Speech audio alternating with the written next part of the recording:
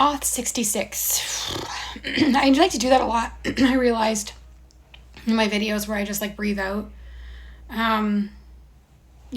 Today, usually on weekends, I like to share a book.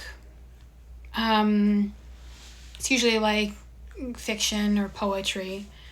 Today though, because it's Friday, but I'm still at the office, like, even though it's kind of supposed to be a party, I'm going to share two of my favorite business books. The very first one is one that I came to last year. And it's probably been the most impactful book in terms of how I lead, how I manage, and what I expect from my managers, and how we can think about delivering on business goals versus just making our teams happy. I actually happened upon the author in a TikTok video, and she just told such a compelling story about shifting her mindset and gathering her team around this new mindset that I really appreciated and found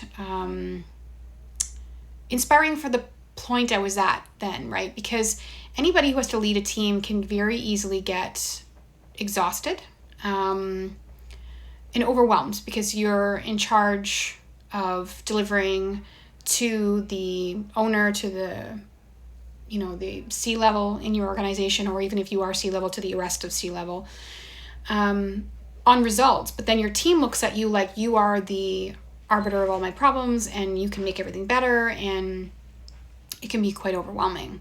And her perspective on how to approach mindset shifts and actionable takeaways and things that you can do with your team was very inspiring. So I'd like to recommend Cy Wakeman's No Ego. The little tagline at the bottom says how leaders can cut the cost of workplace drama and entitlement and drive big results. I think sometimes people hear that word entitlement and they think like that's just a boss shirking their duty to, take care of their employees. And it's really not. It's about reframing that conversation and being realistic about what that actually means, and what you can reasonably expect from an employer versus, how we approach problem solving. The next one I read like 3 or 4 years ago, I think. It's by one of my favorite business authors. Business books, they're dry. I'm sorry if you're a business author. There's a lot of people out there that write some dry stuff. And one thing I have to say, though, is when you look for a business book, if you want somebody to kind of hear from that is always telling it in a story or in a fable format, I highly recommend reading Patrick Lencioni's books. If you want a book that speaks specifically to how we can change the relationship with our clients in this new day and age of everything being more built on relationships versus being, transactional, this book is fantastic. It really talks about being vulnerable and how you can walk in and really own a conversation that will help you close new business, but from a place of authority and from a place of trust, and building that trust very quickly.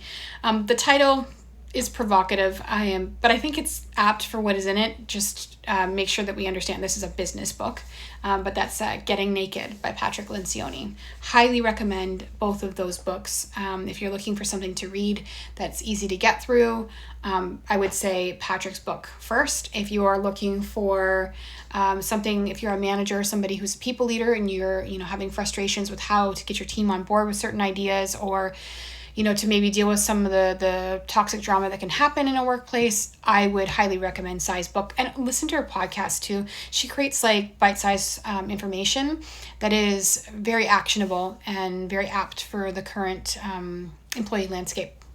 That's my Auth66 for today. Have a good weekend, guys.